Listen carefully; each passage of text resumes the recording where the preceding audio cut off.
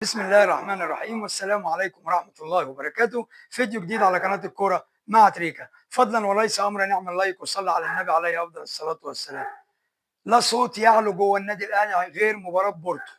مباراة بورتو هي دي عنق الزجاجة بين المدرب وبين اللعيبة وبين الإدارة عشان الثقة ما تتعدمش. بالميراث ظهر عيوب قوي في خط دفاع النادي الأهلي فعلا، ودي حقيقة، واللي يقول لك غير كده مبقاش بيفهم. الأهلي فعلا محتاج سيرد باك قوي يعوض غياب محمد عبد المنعم. بعد ما مشي محمد عبد المنعم احنا من ساعتها النادي الاهلي مش عارف يوفر بديل كويس زي محمد عبد المنعم. النادي الاهلي جاب صفقات قويه جدا في كل المراكز، بس لازم سيرد باك في خط الدفاع قوي جدا، يعرف ينقل لك الكوره، يعرف يلتحم، يعرف يطلع بيك من ورا بالكوره لحد نص الملعب. هو ده اللي فقد النادي الاهلي دلوقتي. كل الناس اللي طالعه تتكلم على النادي الاهلي وعلى الصفقات وبتاع، المدرب جه من نار للنار.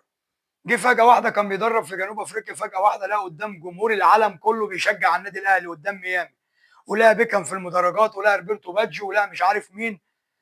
فهو المفروض كان عماد النحاس يكمل ويبقى تكريم ليه هو، وعلى الاقل مصري حتى يشد اللعيبه بالروح بتاعت الفانلة الحمراء، والمدرب يقعد يتفرج ويجي من بدايه الموسم ياخد اللعيبه الجديده وياخد اللعيبه اللي موجوده ويعمل معسكر، ويروح بقى يعمل الخطه بتاعته ويجهز للموسم الجديد.